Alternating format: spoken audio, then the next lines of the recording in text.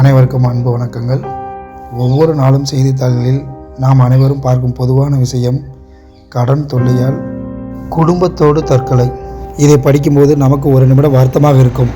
ஆனால் அந்த முடிவை எடுத்தவர்களின் பின்னால் இருக்கும் வழி நமக்கே தெரியுமா? ஆசைக்காக வாங்கிய கடன் அல்ல, அத்தியாவசிய தேவைக்காக வாங்கிய கடனே நம்மை களத்தை நெரிக்கிறது. வட்டிக்கு மேல் வட்டி, வசூல் செய்பவர்களின் மிரட்டல், சமூகத்தில் ஏற்படும் அவமானம், இவையெல்லாம் ஒரு மனிதனை வாழ்வதை விட சாவதை மேல் என்ற நிலைமைக்கு தள்ளுகிறது. ஆனால் நண்பர்களே, உயிரிழப்பு எதற்கும் தீர்வாகாது. நீங்கள் சென்றுவிட்டால் உங்கள் கடன் தீர்ந்து விடாது. அது உங்கள் குடும்பத்தை மேலும் பாதிக்கும். கடன் என்பது ஒரு நிதி சிக்கல், உயிரியல் சிக்கல் அல்ல. உங்கள் நிலைமையை குடும்பத்தினரிடம் கூறுங்கள். அவர்கள்தான் உங்களுக்கு மிகப்பெரிய பலமே. கந்து வட்டி மிரட்டல் என்றால் தைரியமாக காவல்துறையிடம் புகார் செய்யுங்கள். ஏனெனில் நம் நாட்டில் சட்டவிரோத வட்டி வசூலுக்கு எதிராக சட்டங்கள் உள்ளன. வரவு செலவுகளை எழுதி வையுங்கள்.